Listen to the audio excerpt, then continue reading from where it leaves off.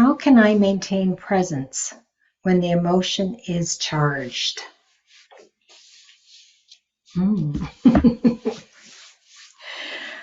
Okay, so I think we probably all experience that when that emotion, when an event happens and then suddenly it just activates your emotional body, and there's this intensity that can happen. And it's always important to step out of that thinking mind. So whatever thoughts arise, so be aware of what your thoughts are, because in that the thinking can become contaminated if you are unaware and attached to your emotion. So that thinking process can be contaminated, and then your emotional thinking is of a low intelligence and only perpetuates the thought and the emotion. So it keeps on, cycling itself. I'll kind of give you an example. I used to live in this one place where I rented a house. And when I rented the house and I went to go view the house, I went, wow, the backyard was like this English cottage. It had these high, tall trees that were in there, and the garden was so beautiful, beautiful flowers, and a cute little cottage house. And the first night I was there, and I think I got woken up at about 3 a.m. by this noise.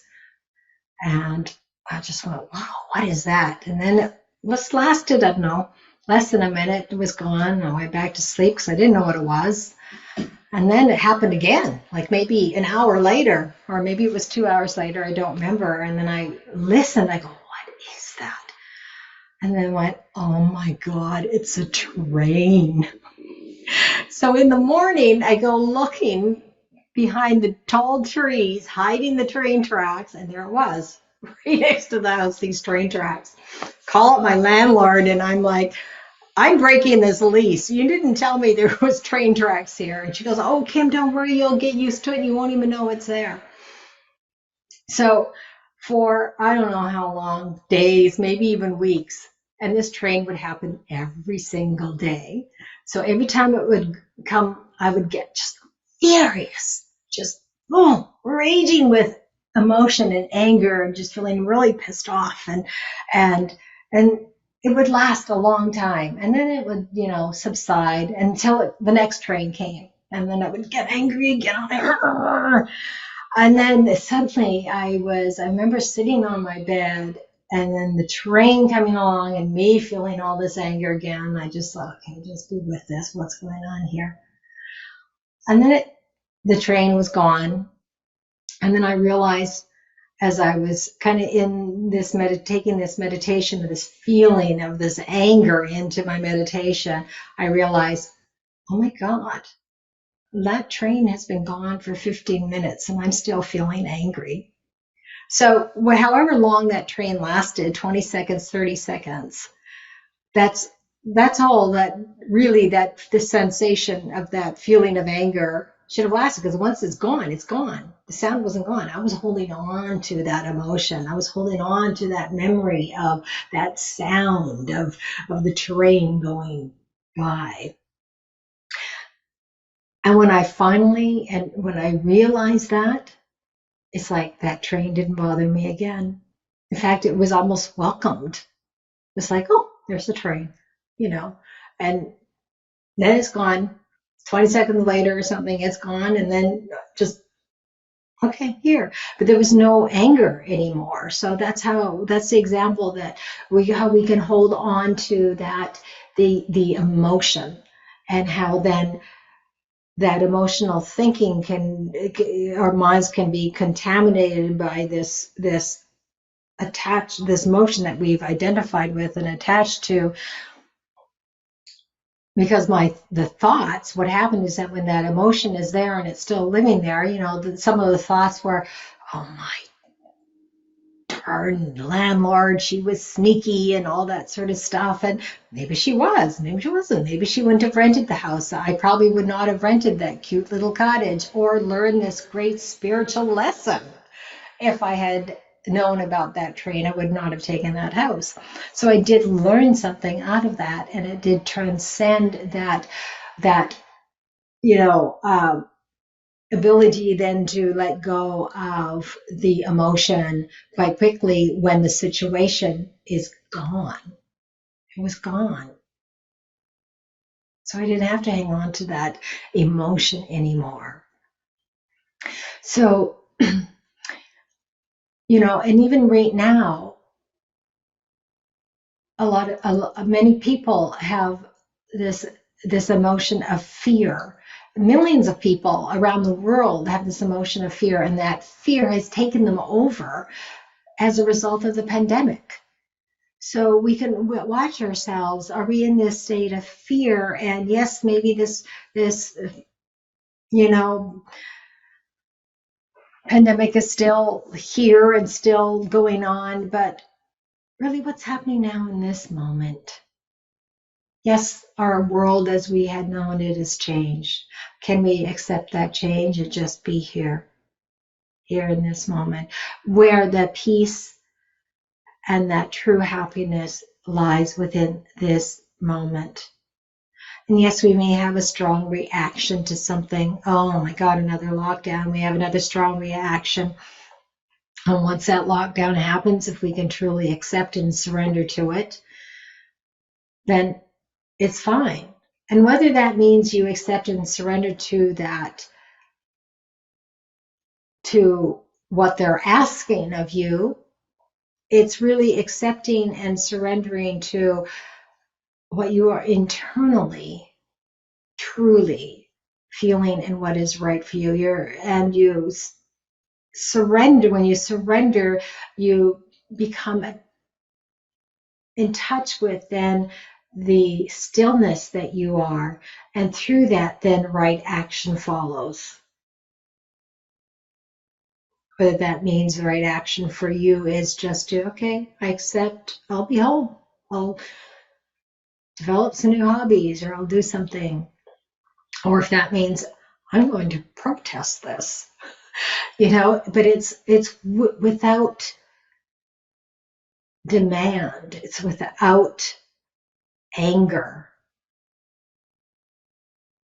It's really, in a way, without that sometimes what could be a devastating emotional reaction. So it's not a reaction, but becomes an action, and it becomes right action for you. Not for somebody else, but for you, it's right action, because you are the awareness, the stillness in which the form dimension then comes through you, comes through the thinking, the mind, comes through the body. You're emanating then consciousness. And then consciousness uses that part of your mind to say the right words or to do the right action. So,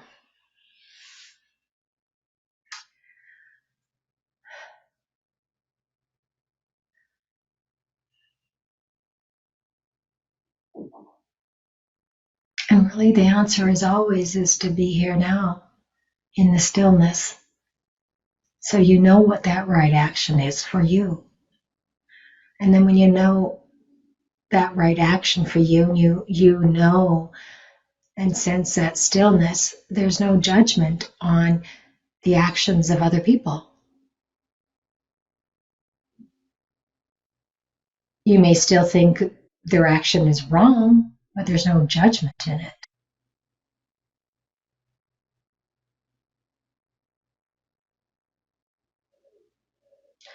And you allow things to, in a way you can say, run its course.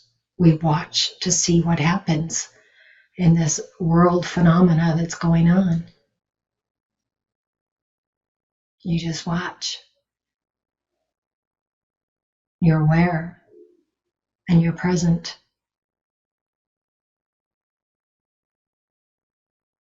present with what is, and most importantly, present with the stillness that you are, that is within you. So that spirit within that then can manifest itself through whatever action, whatever words, whatever movement that happens.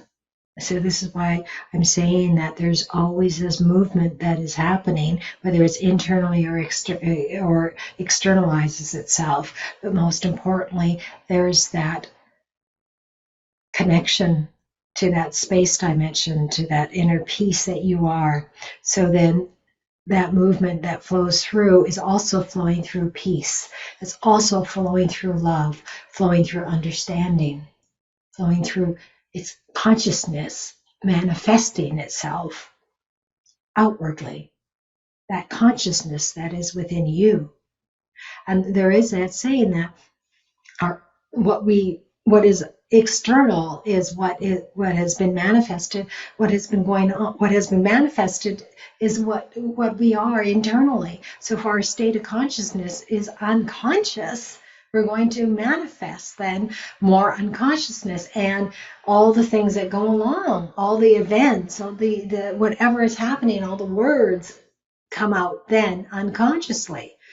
But if you are rooted in that state of consciousness, then what will then manifest is something new, something greater, something that is beyond that thinking mind, the egoic mind. And this is where true solutions come to resolve a problem, is from that state of pure awareness, consciousness. So then what it can then come through, and then you allow that movement, that consciousness, whatever action that is flowing through, it's like you're totally out of the way and you are in line with the stillness and with that action because it's coming from stillness. And then you can see how, then you can notice how that movement, that doing, is infused with being. Because you're present, you're here, and you're conscious. So we just keep practicing that vigilantly. We're vigilant in our practice. And yes, sometimes you get tired of practicing, so then you might go back to sleep for a while. But once you're on this path, once you're on the spiritual path, everything is a wake-up call for you. You're evolving, and it's not you that is evolving, it's consciousness that is evolving, consciousness through the human form, through the human body.